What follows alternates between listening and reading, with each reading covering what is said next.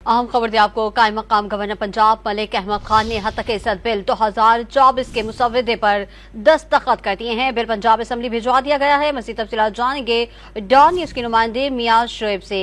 मियां शोएब, तफसीलात से आगाह कीजिएगा।